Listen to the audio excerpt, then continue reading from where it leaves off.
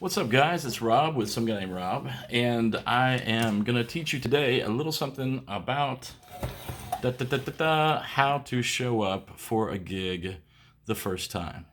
When you show up, say you got the gig, congratulations. Now it's time for you to do it. The show time is 8 o'clock, okay? So you need to know when is the sound check, if it's going to be that, or if you're bringing your own equipment someplace, you need to know how long it takes you to set up your equipment. So when I play a new place, I always like to get there about 2 hours early because 2 hours early is enough for you to get there, unload all your stuff, realize that you forgot your guitar back home, and go borrow someone or go home and get your guitar. You think it's actually happened? Of course, it's happened because I played a bunch of shows, and sometimes I've left my guitar at show twice over the course of 7,000 shows. I have left my guitar at home. No, I mean at the show, and I had to go back for it. Thankfully, it was there each time. Okay, but you want to get there ahead of time. You want to say it starts at 8. You want to be there by 6. Okay. One thing it does to get there early, if it's the first time you played and you're not experienced, it's good to sink into the room, to look around and kind of get the vibe of the people that are going to be there, the people that are going to be coming, and just to get the vibe and the feel of the room. You want to be as comfortable as you can when you step onto that stage.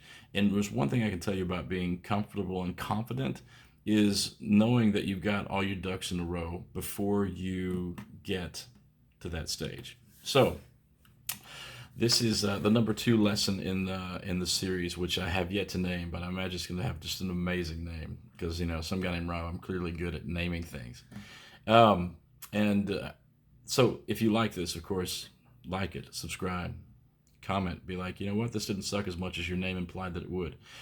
Okay, so what are we doing? Yes, okay.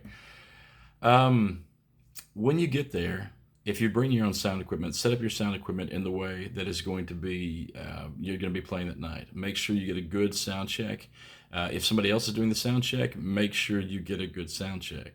I can't stress this enough because if you go on a stage and it's 8 o'clock and you are squallering and you're in the microphone, and it's going to take you as an artist out of the place where an artist is and into the place of the realm of the technical. It's going to distract you from the songs, distract you from playing well, distract you from who you want to show yourself to people as.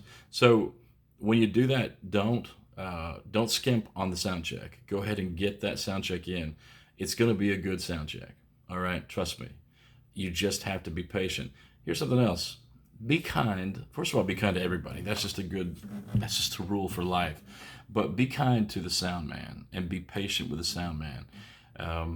I feel like they're probably the most underrated people, whether they're in a church venue or a festival venue, it doesn't matter. It just constantly, they get crap. The only time people look at the sound guy and acknowledge them is to, oh, it's the air conditioner is to you say that when something's wrong. When something goes wrong, then it's like, oh no, and everybody turns around and looks at the sound guy like it's his fault. And half the time it's probably not his fault. It's probably something's going on stage. So be kind to the sound man. Know their name, learn their name, and show them respect. And I like to give them a shout out. If they're doing a great job, and think about it. If I'm thinking about festivals I played, they carry all that stuff out there. I played a festival Saturday night, and I thought to myself, I didn't have to bring anything on stage other than my guitar and my pedals. So basically, that's when you feel like a rock star. But it's not thanks to you. It's thanks to these guys who did all this work hours and hours before you, setting up all these massive speakers. So be sure and give thanks to the sound man and give a nod to him. If it has a name, mention his name and mention the name of his company so everybody knows, because that's not something sound men usually do. They don't promote themselves. So that's my 2 cents on that. What else? Okay, here's something else. Whenever you set up for your gig and you're there early, sit at the back of the room. If you want to meditate or pray or whatever you want to do beforehand, that's good. But don't just sit there.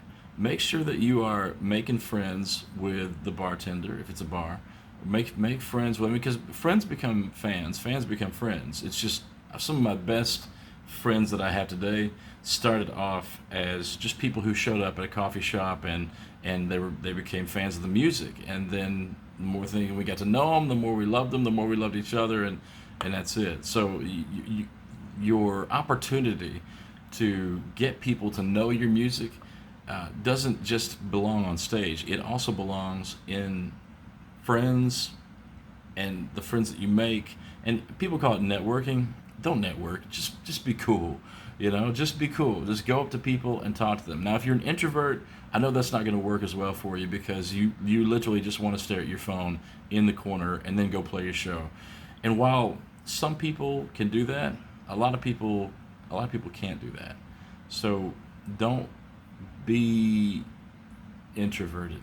Is that sad to say? That I mean, you can be. It's just hard to be. You better have somebody around you that's not introverted, who's really, really good, because relationships are what keep music alive and flowing. What happens off the stage is equally as important to what happens on the stage. Because I can tell you this, I've seen bands go on before me and even after me, after I played a show, and they were jerks. I mean, like, super jerky.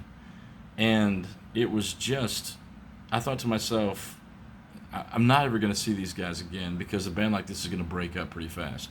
But beyond that, they're not ever going to achieve any kind of fame, because they treat the people around them at this level, they treat the people around them like crap.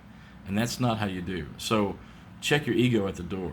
When it comes to a sound man, say, hey, can I please get some more of my voice in my monitor? Don't be like, I need more voice on my monitor. I mean, seriously, don't talk to people as if they're trash. They're not trash. If you got an ego problem, you're already doing music for the wrong thing. And I know this because whenever I was 15, 16 years old, I had an ego problem, and I was doing music for the wrong reasons. That's another video. Thank you guys for coming and tuning in. My name's Rob with Some Guy Named Rob. You can find my music everywhere, just like you can find that. Rob's got 2 B's. If you want to go to my website, it's sgandrob.com. And then you can find me on all kinds of places. If you like what you're hearing, if you like and you want to learn more about some of the crazy things that I've done in my life when it comes to music, and maybe how you can avoid some pitfalls, subscribe, ring the bell, push the button, all that good stuff. And if you want to know specific questions about showing up to your first gig, type them in below and I'll answer them in another video. Hey, God bless you guys. Life is short. Let's make it sweet. See ya.